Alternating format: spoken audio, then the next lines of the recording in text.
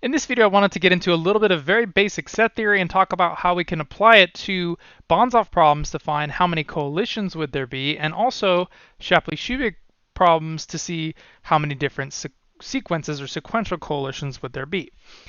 So what I want to do in each case is kind of review the math, kind of talk about, well, why does this make sense, and then kind of get back to how do we apply it, so that obviously we can use these sorts of formulas to help find them out in the case of the homework or just for general knowing purposes.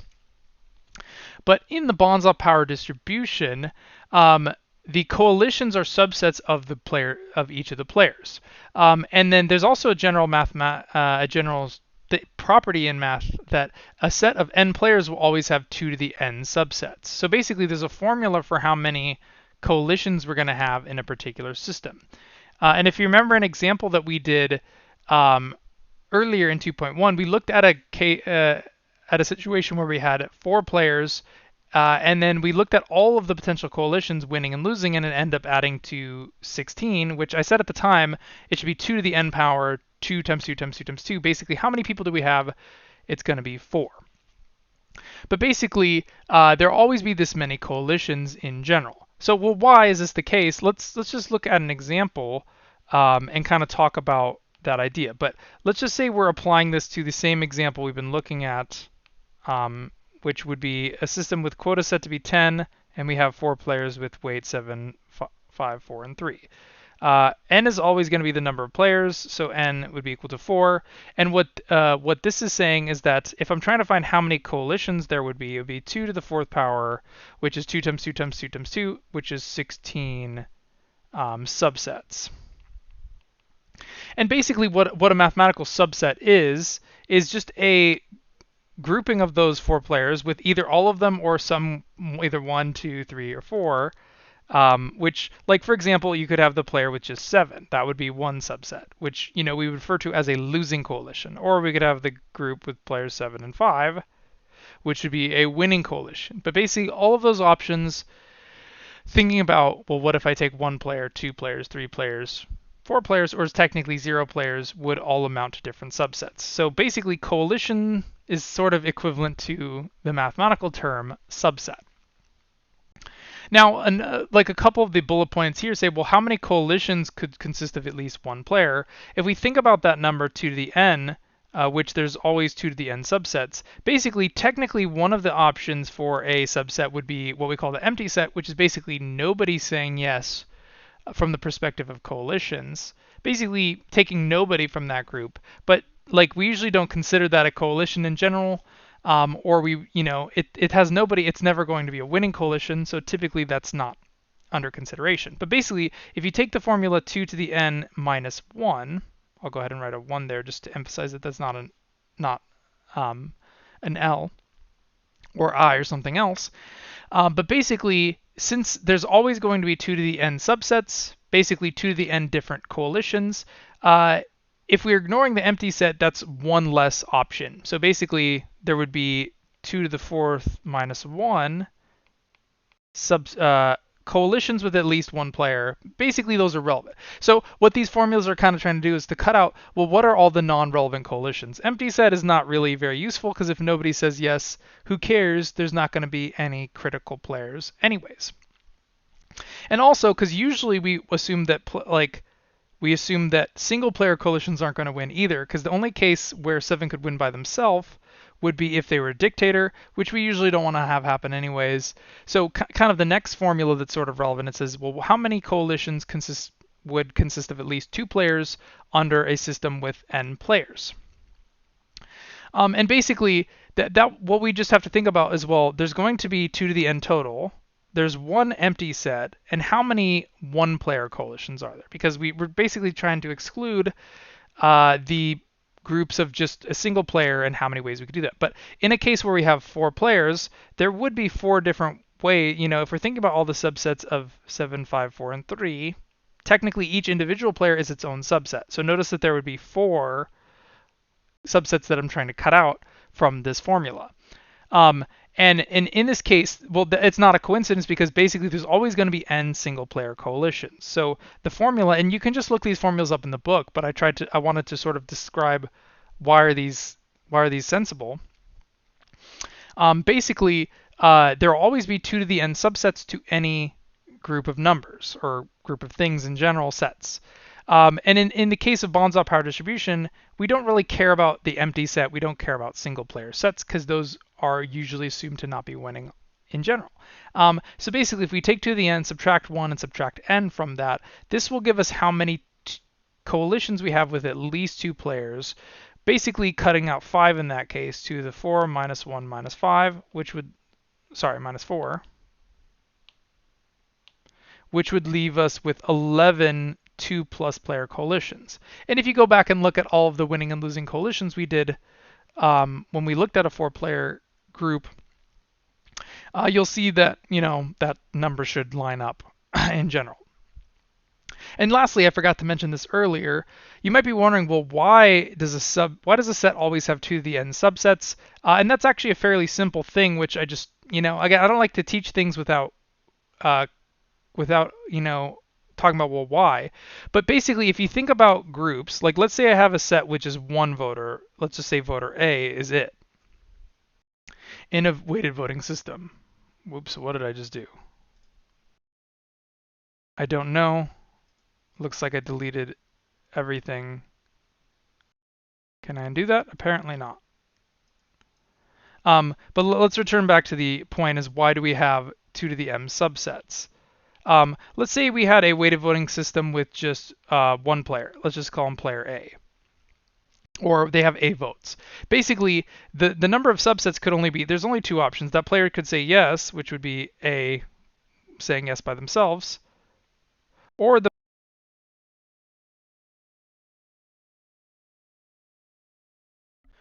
player would say no. I'm having a lot of technology issues right now. But basically, thinking about just one player, they either want it yes or no, right? It's binary, a number of options. But if I add in a second player to the system, it complicates the number of options things that could happen.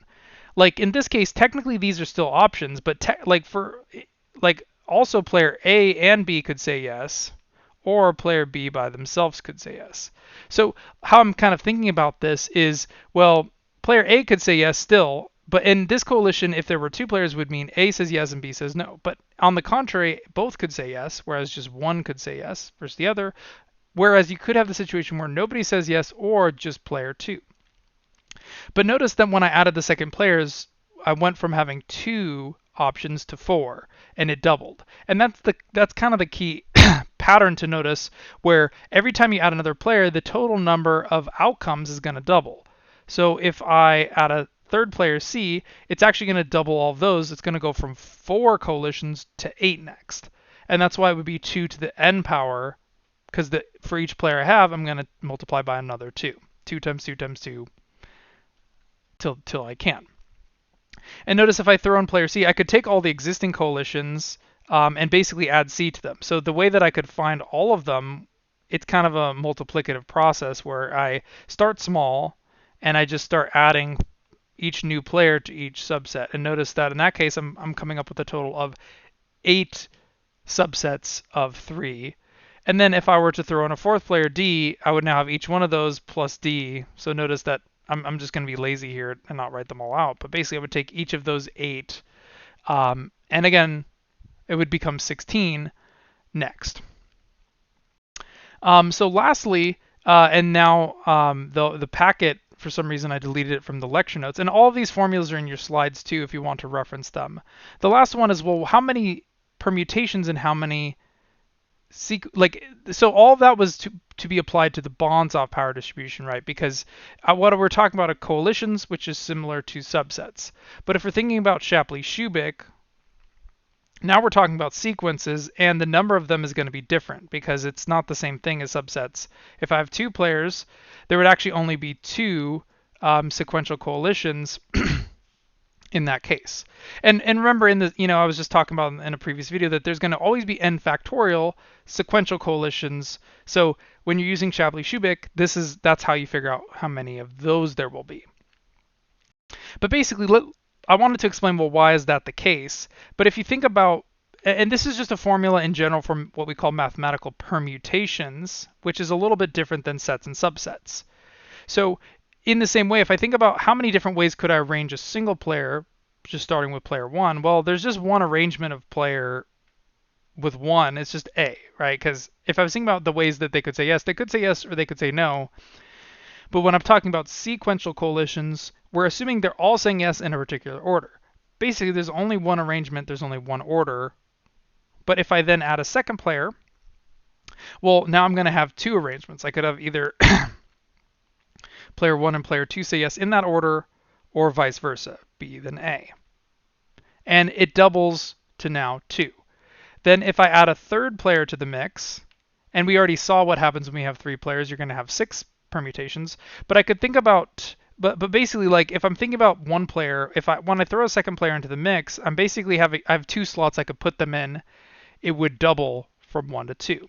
But now if I have 2 players, and I'm slotting in a third player, player C, I could take each of these permutations and slot C into there. So basically what will happen next is I could put C here, here, or here, or here, here, or here in each of those orders. So what that would do is it would give me either CAB, ACB, ABC from those 3. And from these 3, it would either give me CBA, BCA, or BAC. And each one of those is a unique permutation or a unique sequential coalition. But basically, notice what happened is I had 2 options. When I added a third player, I took each of those 2 and multiplied by 3. Over here, what happened is I started with 2 options. I doubled,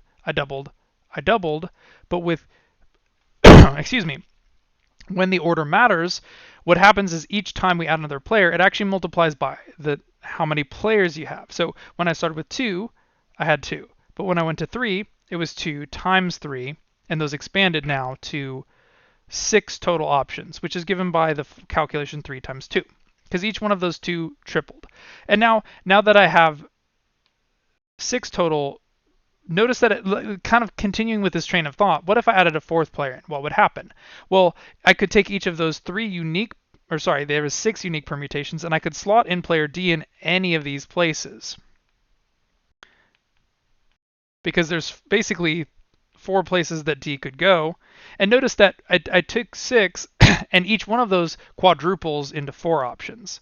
So if I multiply that by 4, it would give me a total of 24 unique sequences or sequential coalitions. And basically, that's kind of the gist of this formula. And when we listed all of these a moment ago, when we're doing the Shapley-Shubik power distribution, right, that's what we got. We had a total of 24 of these things because it was, well, 2 times 3 times 4. And if you kind of think about the math we did, each one I started with 2, and there was 3 ways to each of those, which got me 6, 2 times 3. Then there were 4 ways to start with 4 different players.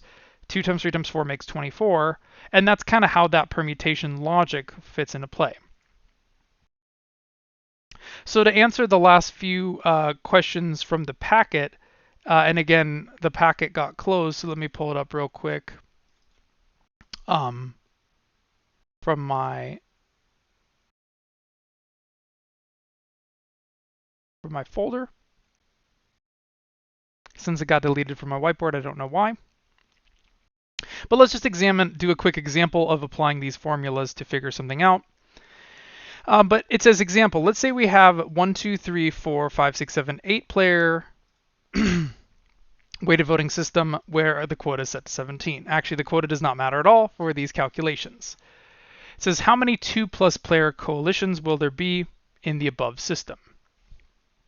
And so let's go back to the slides to solve these.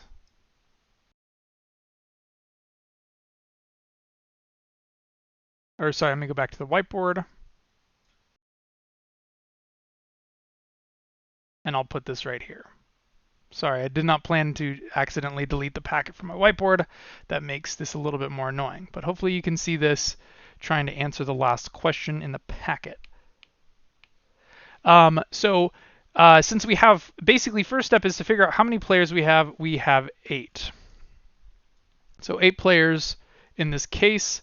And if we want to know how many sequential coalitions, excuse me, there should be, my point is we could use that same formula. So 2 to the n minus 1 should give me the number of 2 plus player coalitions in the system. So that would be 2 to the 8th power minus 8 minus 1. 2 to the 8th is a fairly big number because when you raise something to an exponent, that means we're going to multiply a lot. But basically 2 to the 8th is going to be 256. Basically, if I was thinking about all the different subsets of those 8 numbers, there would be a whole heck of a lot of them, 256. And that would be minus 8 minus 1, which would be minus 9, which would amount to being 247 coalitions with at least 2 players. So what's the point of all this? What is the what are we getting at? What is the wrap up of all this? But basically, if I was looking at it trying to do the bonds-off power distribution here, so imagine that we have a country with 8 members all voting on something, and we wanted to know, well, what are all the different possibilities? Basically, there'd be 247 different 2-player groups there. Now, 2-player groups might not necessarily be our concern in this particular system, but it's sort of looking at the groups that are a little bit more substantial than just the smaller groups. And basically, the summary is there's a lot of different outcomes. If I was to do the bonds-off power distribution, I need to find a whole lot of coalitions, and there's a lot of them, a lot of options at our disposal. And if you're wondering this, no, we're not going to make you ever do a bonds-off power distribution for this many players. We're going to stick to smaller examples like 3, 4, 5, or 6, because it gets out of hand very quickly. That's really the point I'm trying to get at. Is this math is fairly straightforward. I mean, there's a lot of steps, and it's a little bit tricky to do critical and pivotal players and kind of get all the different notation and things, which I think that's the real challenge in this chapter, is understanding the meaning of everything. But when these problems are scaled to larger scale examples, let's say, for example, the U.S. Electoral College, where there's 51 states, you can imagine how difficult those calculations would be. Well, to do by hand, they're not really much match for a computer. But let's answer the last one. Question 2 says how many sequential coalitions. Basically, that's just a different formula you given by n factorial, which would be 8 factorial in this case, because we have a total of 8 players. And remembering that factorial just means you're going to take that number and multiply by every number less than. So it's going to be 8 times 7 times 6 times 5 times 4 times 3 times 2, all the way down to 1. But you don't really need 1. But actually, most calculators do have a factorial button. I thought I'd show you where that is. In the TI-86, if you go into the math menu, you need to access the sub menu. So first click math, and then you need to scroll over to probability. And option number 4 is where you can find the exclamation point. I did that wrong. I need to do 4 first, and then exclamation point. Sorry, I'm trying to do 8 factorial here. 8. But basically, in this case, if I'm trying to figure out, well, what is 8 factorial, it would be 8 times 7 times 6 times so on. That's going to amount to be 40,320 sequential coalitions. So again, how this is useful is if I was trying to solve this Shapley-Shubik index for this problem, there's going to be 40,000 different ways of doing it. That's going to take forever. And so, it's giving us a sense of the scale of these problems. They are very large from the mathematical sense. But what's more important than being able to do that is just to be able to understand the basic procedures, which is why we're going to mostly be giving you smaller scale examples to sort of test how you understand these options. Anyways, this video's gotten too long again. Sorry for all of the rambling and the technical difficulties. That'll wrap up chapter 2.